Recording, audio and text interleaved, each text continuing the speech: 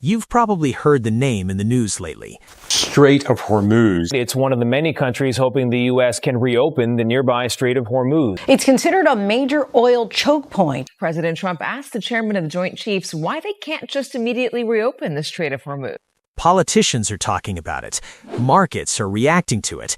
Analysts are warning about it. The Strait of Hormuz. But here's the thing. Most people who hear that name have only a vague sense of what it actually is. A body of water, somewhere in the Middle East. Something to do with oil.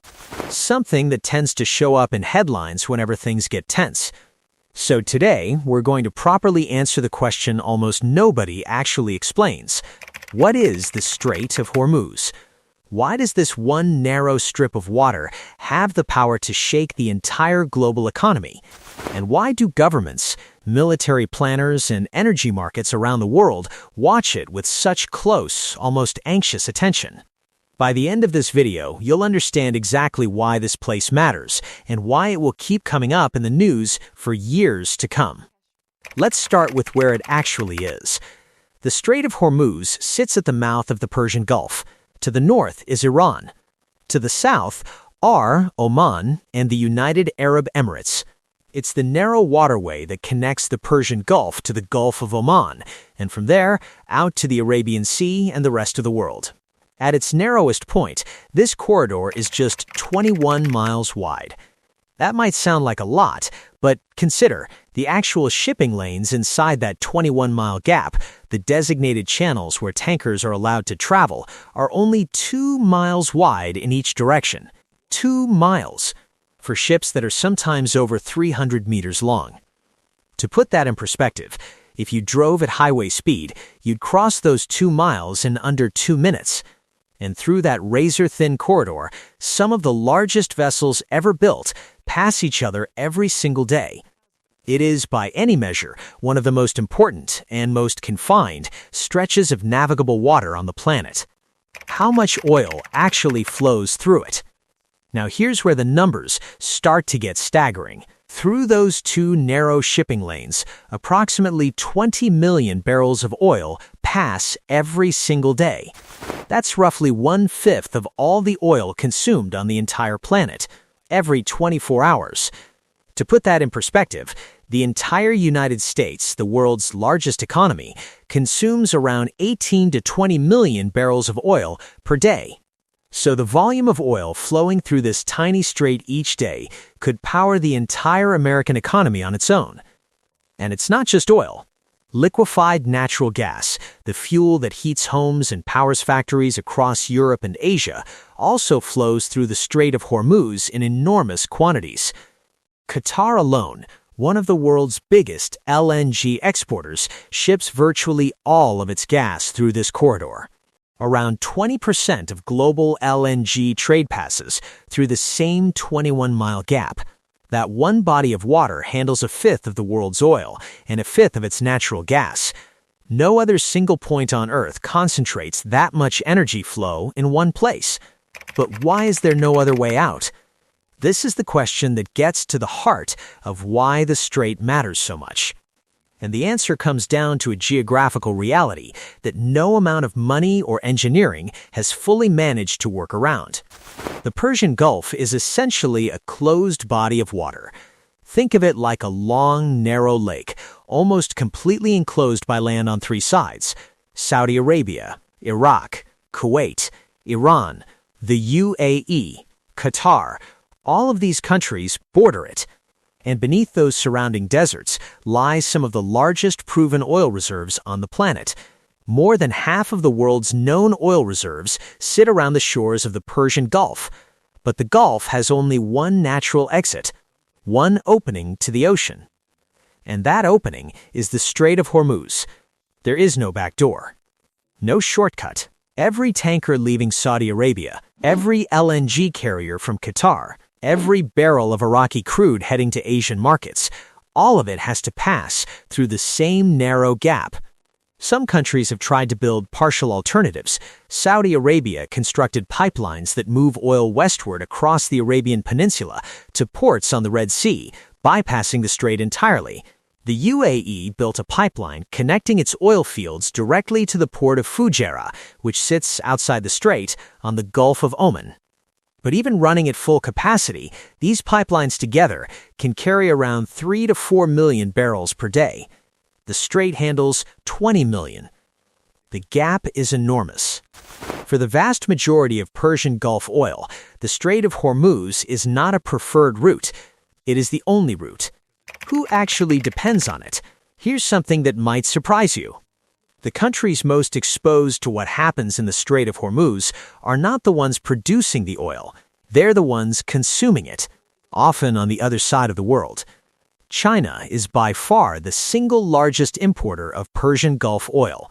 A huge share of the energy powering China's factories, its transportation networks, and its cities flows through this corridor.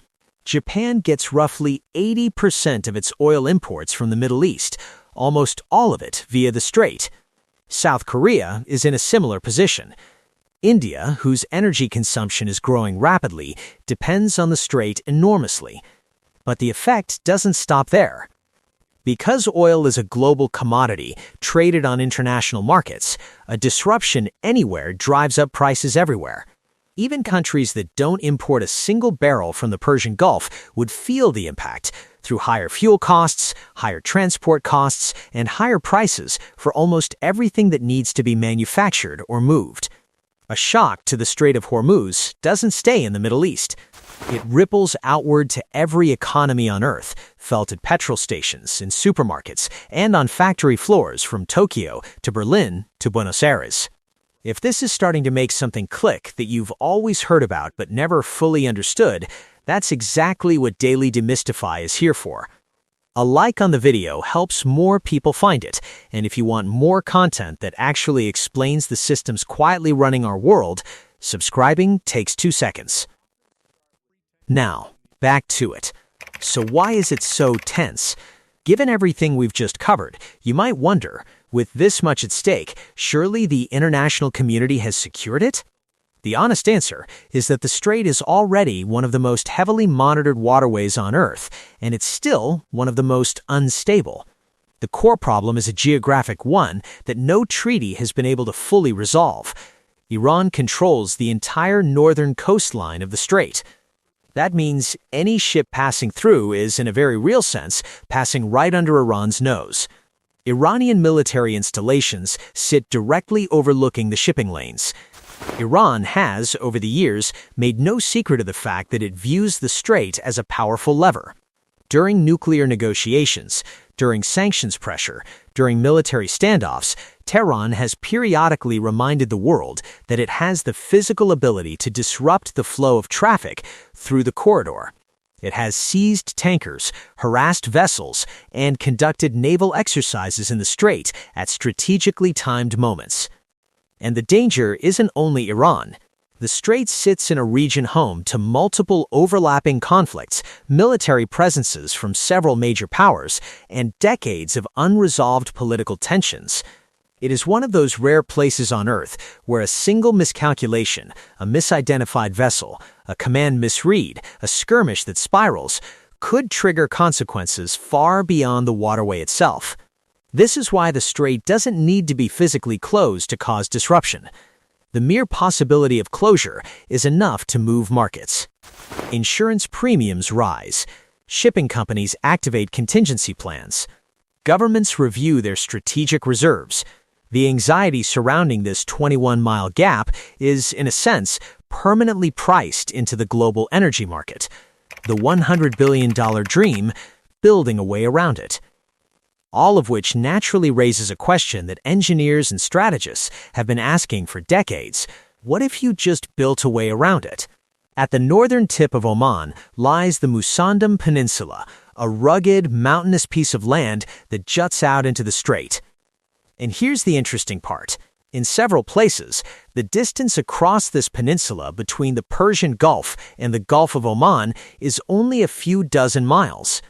A few dozen miles of land separating the two bodies of water.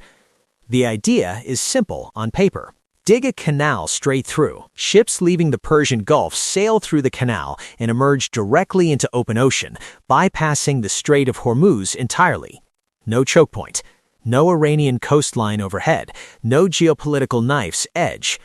The problem is that the Musandam Peninsula is not flat desert. It's part of the Hajar Mountains, sharp limestone peaks rising more than 2,000 meters above sea level, some of the most rugged terrain in the entire Middle East. Building a canal here wouldn't mean dredging sand. It would mean blasting through entire mountain ranges and excavating millions of tons of solid rock, all to create a passage wide enough and deep enough for the largest supertankers ever built. The estimated cost runs well over $100 billion. To put that in perspective, the Panama Canal expansion, widely considered one of the great engineering achievements of the modern era, cost around $5 billion. A Musandam Canal would dwarf that many times over. Then there's the politics. The peninsula belongs to Oman, which has shown no interest in carving a shipping corridor through its mountains. A project of this scale would need extraordinary international cooperation, long-term security guarantees, and sustained political will across a region not exactly known for those things right now. And even if all of that somehow came together, even if the canal got built, it wouldn't actually solve the underlying problem. It would just move it. Instead of one natural choke point, the world would depend on one artificial one. A grounded tanker, a targeted attack, a natural disaster, any of those events could shut the canal overnight. You'd have spent $100 billion to trade one bottleneck for another. The Strait of Hormuz is one of those places that reveals something important about how the modern world actually works. We've built a global economy of extraordinary complexity, vast supply chains, interconnected financial markets, industries that span continents. And underneath all of it, a huge portion of the energy keeping everything running still passes through a 21-mile gap between two rival coastlines. Geography doesn't care about trade agreements. Mountains don't move for economic policy. And for all our technological sophistication, we haven't found a way to route around a physical reality that has shaped global power for over half a century. The next time you hear the Strait of Hormuz mentioned in the news, and you'll know exactly what it is, why it matters, and why the whole world pays attention when things get tense in those 21 miles of water. That's what Daily Demystify is here for, making the things that quietly run our world a little easier to understand. If this demystified something you've been meaning to look up, subscribe so you don't miss what we break down next.